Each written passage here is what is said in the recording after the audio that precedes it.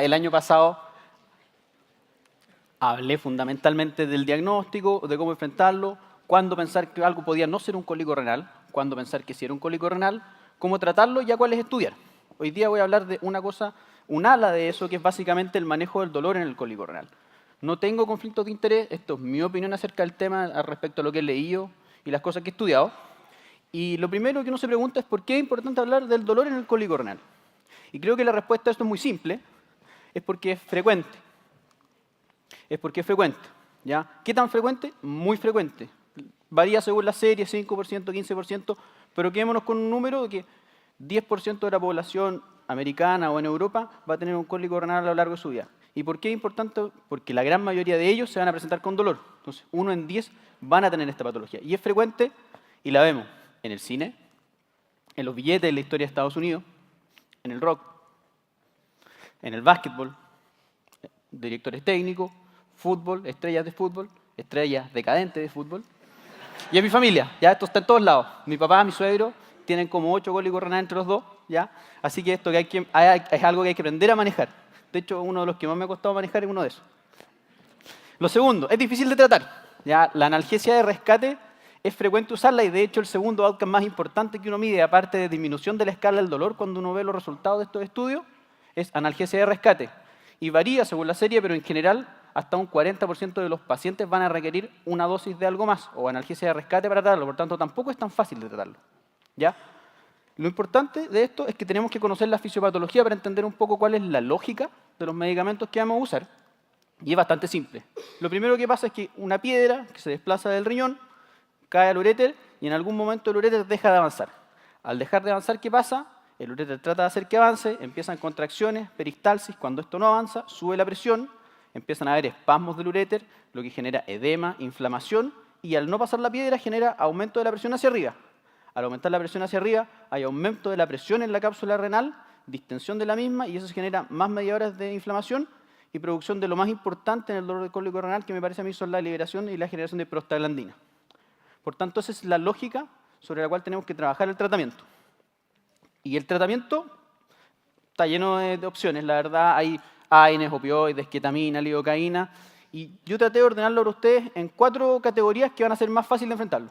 Lo primero, lo inútil, lo tradicional, que es lo que está ampliamente probado, las cosas alternativas que ya tienen más evidencia y que podríamos usarlas, salvo algunas cosas, y por último, las cosas más nuevas o que son antiguas, pero que todavía no tienen suficiente evidencia o están en estudio. Lo primero, lo inútil. Esto es como de tercero de medicina que alguna vez me pasaron, que el cólico renal se pasa con mucha agua, cerveza, jugo, ¿ya? Y que eso permite que se bote la piedra antes y disminuye el dolor. La verdad es que si uno revisa la evidencia que hay detrás de eso, hay un solo estudio que en el mejor de los escenarios, siendo bueno, es de regular calidad. Y la verdad es que si uno ve el estudio, son pocos pacientes y lo comparan básicamente, dejaban a los pacientes con un cólico renal sospechado, 4 horas en la urgencia, a uno le ponían 2 litros en total y al otro le ponían 80 ml. Y la verdad es que lo que se vio, en un estudio entendiendo que es de mala calidad, es que no hay mucha diferencia entre uno y otro, ni expulsión del cálculo, ni en dolor. Por tanto, no sirve. Lo segundo, esto suena más razonable, usar antimuscarínicos considerando que parte de la fisiopatología es disminuir el peristaltismo, disminuir la contracción de los músculos lisos del uréter.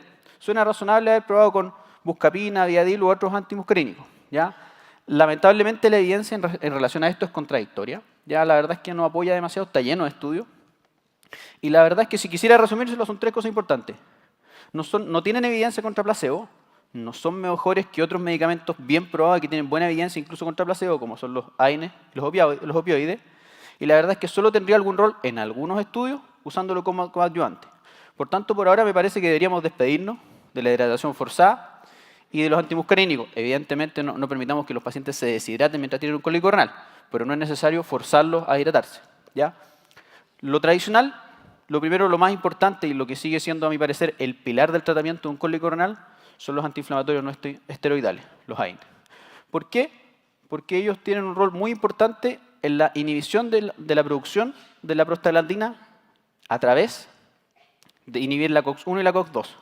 Como habíamos conversado en el episodio de cólico renal, al haber distensión, se liberan mediadores inflamatorios, todo esto mediado por prostaglandina. Si nosotros suprimimos eso, probablemente baje el dolor, ¿ya? Y tiene otras ventajas. Las prostaglandinas lo que hacen es vasodilatar la arteria aferente, lo que aumenta el flujo hacia el riñón y por tanto vamos a orinar más.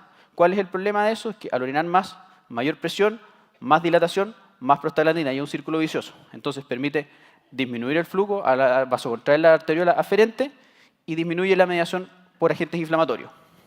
Esto es importante que se lo lleven para la casa. Los antiinflamatorios todos tienen un techo analgésico, ¿ya? Sobre cierta dosis, que pueden revisarla después, que varía según cada medicamento, deja de haber efecto analgésico y solo pasamos a tener efectos antiinflamatorios y los riesgos asociados a eso, que son mayor riesgo de sangrado, entre otros. Entonces es importante esto, ustedes lo pueden revisar, pero hay un techo analgésico. No podemos seguir hasta el infinito porque el paciente le va a ir peor si le damos más antiinflamatorios. ¿Por cuál vía? Estos son los más disponibles. En general, los 3 primeros son lejos los más estudiados en la evidencia: indometacina endovenosa, diclofenaco intramuscular y ketorolaco en distintas dosis según cómo ha evolucionado el tiempo. Partió más alto y ha ido bajando. Pero estos son los medicamentos más estudiados. En Chile también tenemos ketoprofeno, que es importante que todos ellos sirven. Ahora, ¿cuál es la evidencia detrás de esto? La evidencia en general, esto es buena, hay harta evidencia. Revisarla toda acá no tiene ningún sentido. Este es el último metaanálisis que incluye la mayor cantidad de estudios, pero más o menos los anteriores venían diciendo más o menos lo mismo. Los AINES son comparables con los opioides dentro de los primeros 30 minutos, incluso un poco mejores después. Requieren menos analgesia de rescate, tienen menos efectos adversos leves, y la verdad es que entre todos ellos no hay mucha diferencia. Por tanto, es importante que usen los AINES, el que quieran, recordando que tienen un techo analgésico y saber que tienen menos efectos. Lo segundo, los opioides, también muy probados. Ya los opioides producen analgesia a nivel central, a nivel de afectar receptores kappa, delta, ¿ya? Y lo que producen es una analgesia a nivel central, que la diferencia que tiene, a diferencia de los mediados por prostaglandina de los antiinflamatorios, es que no afecta a la causa de base, pero son buenos en cuanto a potencia analgésica.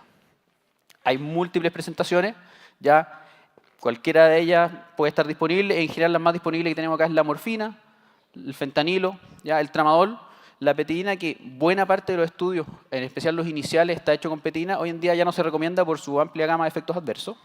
Y lo importante acá es que, a diferencia de los AINES, la analgesia es dosis dependiente y que no hay un techo analgésico como tal. El techo analgésico es lo que el paciente tolere. Por tanto, nosotros podríamos repetir la dosis, mientras el paciente lo tolere, ¿ya? La dosis correcta es la que el paciente necesita mientras no le haga mal. Eso es diferente a los AINES, ¿ya? Les dejo acá para que tengan las dosis. En general, todos actúan más o menos rápido. La dosis de la morfina es 0,1 por kilo, pero podemos repetirla. Lo mismo en el fentanil y el tramadol, ¿ya? Acuérdense, esto se puede repetir. La evidencia detrás de esto es buena también. En general, es comparable en potencia con los AINES, en especial los primeros 30 minutos. El problema es que requieren mayor dosis de rescate. Suena razonable si es que no afecta la causa de base del dolor. Tienen más efecto adverso y vomitan más, en especial los pacientes que usan petidina, ¿ya? Acuérdense de eso. Por tanto, también sirve. Ahora, ¿qué otra cosa hay que sea alternativa? Esto es relativamente nuevo, paracetamol endovenoso. Si bien el paracetamol existe en su presentación oral durante largo tiempo, la presentación endovenosa, que por lo demás es bien cara, existe hace poco, ¿ya? El mecanismo de acción se cree que media la inhibición de una isoenzima de la ciclooxigenasa, que es la COX-3, que está a nivel central y que produce fundamentalmente analgesia y antipiresis, pero lamentablemente no tiene mucho efecto sobre la inhibición de las prostaglandinas. Por tanto, bajo esa lógica solo produciría analgesia, no iría a atacar la causa de base del dolor en el cólico renal. Si uno revisa la evidencia detrás de esto, la verdad es que en pabellón la evidencia del paracetamol es infinita, es comparable con los opioides, es comparable con los AINES, es comparable con placebo, funciona bien. Ya en el fondo, en relación al precio de toda una cirugía, no es tan caro, por tanto la evidencia en pabellón es amplia. Ahora, ¿qué evidencia tenemos nosotros en la urgencia? La verdad es que hay un par de metaanálisis, hay otros estudios, son como 8 los estudios importantes, son 4 randomizados contra AINES y 4 contra morfina, ¿ya? ¿Y qué es lo que dicen? Básicamente lo siguiente: comparado con los AINES y los opiáceos, en general tienen un efecto analgésico comparable, más o menos similar, aunque lo que sí requieren más dosis de rescate. Y tienen menos efectos adversos que los opiáceos y tienen un perfil de riesgo incluso más seguro que los AINES, con el único problema de que es significativamente más caro por ahora. Probablemente cuando se les acabe la licencia, 2 o 3 años, sea un precio razonable y podamos discutir distintos sobre su rol en el manejo del cólico renal. Pero por ahora, por temas de precio, sigue quedando un poco como una alternativa para todos los pacientes. Pero son efectivos, quitan el dolor, son comparables inicialmente con los antiinflamatorios y con los opiáceos, solo que un poco más caro, ¿ya? Ahora, ¿qué es lo que está en estudio todavía? Lo siguiente, lo primero, lidocaína. La lidocaína, como todos sabemos, es un antiarrítmico, clase 1B, bloquea canales de sodio a nivel central y a nivel periférico, por tanto tiene efectos analgésicos en los dos lados, ¿ya? Es Es ampliamente usada ya por los anestesistas y por los equipos del dolor. Sirve para tratar dolor neuropático, neuralgia posherpética, cefaleas que son recurrentes y crónicas, algunos tipos de dolor central. En eso se usa largamente, incluso sin tener tanta evidencia al respecto, y se ha visto que es relativamente seguro.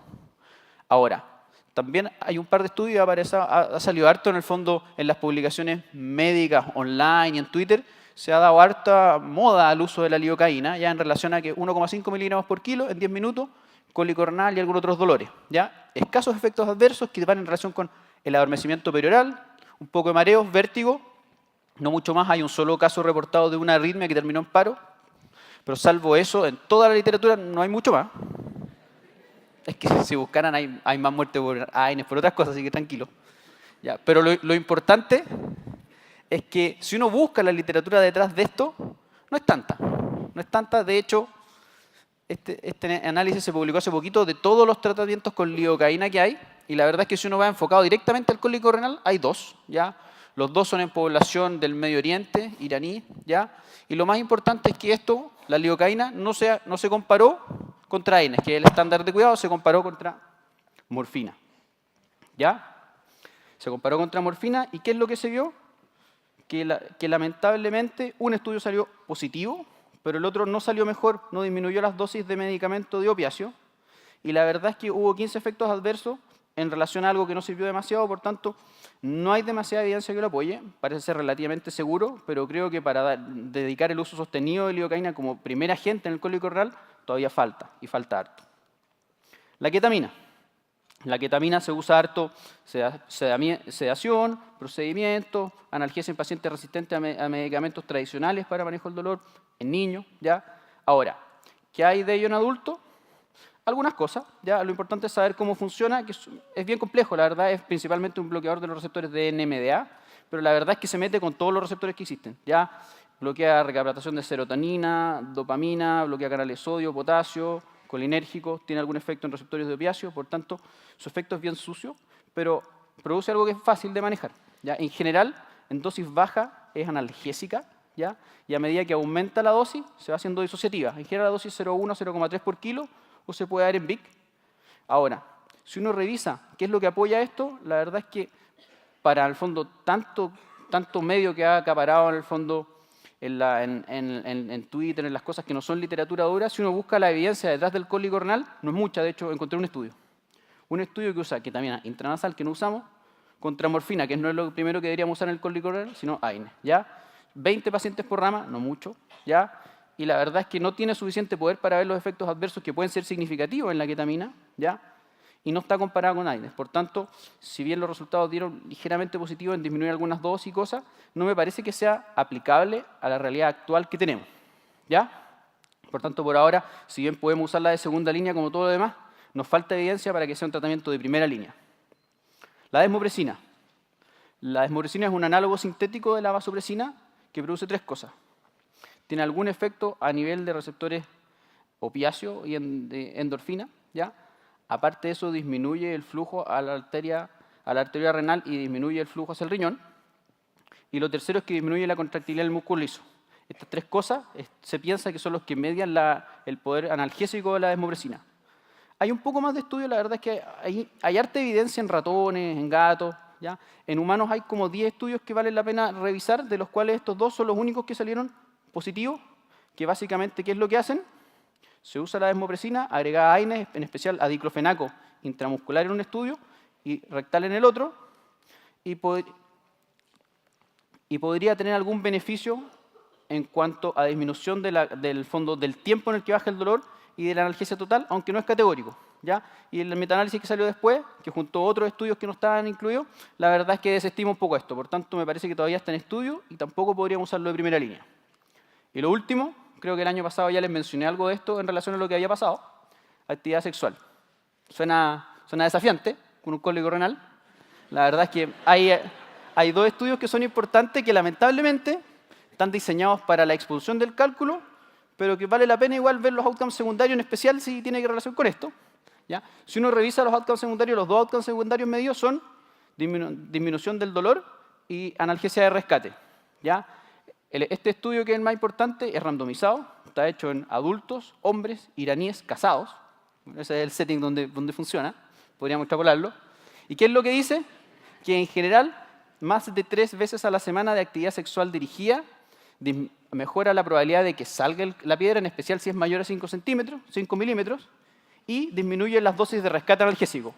Por tanto, cuando se enfrentan a un cólico renal, usted le ofrecen 3 a la semana. En suma, ¿qué es importante de esta presentación?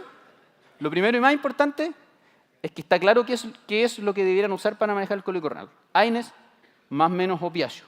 Es lejos lo más seguro, lo más probado y lo más barato. Si persiste el dolor, ¿qué hacemos? Primero podemos probar con más opiáceos.